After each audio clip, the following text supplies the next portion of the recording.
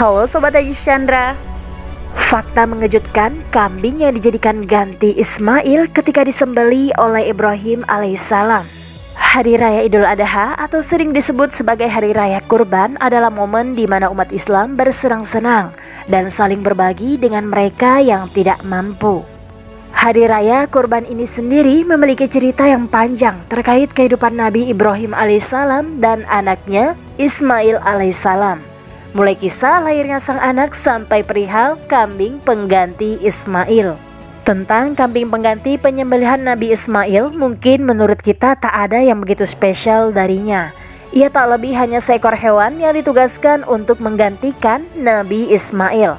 Tapi tahukah kamu ternyata ada banyak keistimewaan dari sang hewan kurban. Misalnya, fakta jika kambing ini merupakan hewan yang sama yang dikurbankan oleh anak Nabi Adam atau Habil. Tak hanya itu, masih ada fakta-fakta menarik lain mengenai sang kambing. Kambing yang sama seperti yang dikorbankan Habil. Kita semua pasti mengetahui cerita dua anak Nabi Adam yang bernama Qabil dan Habil. Meski keduanya merupakan putra Nabi Adam, namun keduanya punya pribadi yang berlawanan. Habil memiliki sifat yang baik, sedangkan Qabil memiliki sifat yang buruk. Ketika keduanya memperebutkan saudara perempuan yang ingin mereka nikahi bernama Labuda. Karena pertikaian tak kunjung usai, lantas Nabi Adam menyuruh keduanya untuk berkurban. Habil sebagai seorang yang baik mempersembahkan kambing yang gemuk dan layak, sedangkan Qabil hanya menyiapkan bahan pangan atau gandum dengan kualitas kurang bagus. Dari pengorbanan ini, Allah menerima hewan yang dipersembahkan Habil untuk kemudian dibawa ke surga oleh Jibril alaihissalam dengan cara disambar api. Menurut riwayat, hewan persembahan Habil tersebut adalah binatang yang juga menggantikan Ismail ketika akan disembelih. Kambing yang dibawa dari surga oleh malaikat Jibril. Diriwayatkan oleh Ibnu Abbas radhiyallahu anhu, hewan kurban yang menggantikan Nabi Ismail adalah binatang kurban Habil yang berasal dari surga, yang dibawa langsung oleh malaikat Jibril sesuai dengan tugasnya sebagai penyampai wahyu kepada para nabi dan rasul. Penjelasan mengenai Ismail yang digantikan dengan hewan kurban ini dijelaskan oleh Al-Quran, As-Saffat ayat 107. Tak banyak hewan yang memiliki derajat seperti ini, sehingga bisa kita katakan jika kambing pengganti Nabi Ismail merupakan binatang yang sungguh spesial. Ia pun tak hanya sebagai hewan surga, tapi juga saksi atas kejadian paling diingat sepanjang sejarah. Yang mana dari kejadian ini muncullah syariat untuk menyembelih hewan kurban. Bahkan dilakukan sampai hari ini. Bentuk kambing yang spesial. Dalam berbagai ceramah terkait dengan peristiwa kurban, jarang ulama menyebut detail tentang fisik kambing tersebut.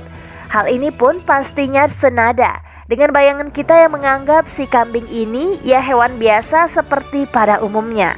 Tapi faktanya ternyata tidak demikian.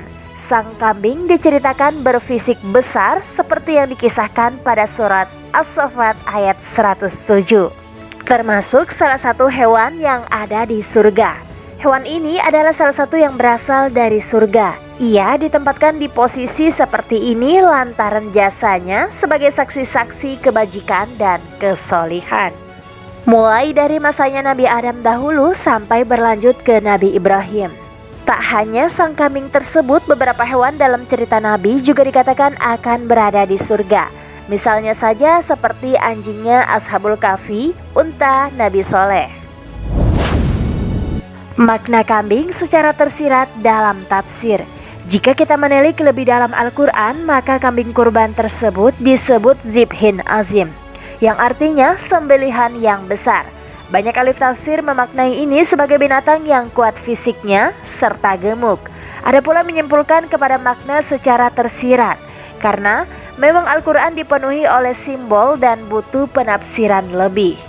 Makna sembelihan yang besar di sini adalah sifat kebinatangan dalam diri manusia. Sehingga dengan mengorbankan hewan, kita telah menyembelih segala sifat hewani. Itulah fakta mengenai kambing sembelihan yang dianugerahkan Allah kepada Nabi Ibrahim untuk menggantikan posisi putra kesayangannya Ismail.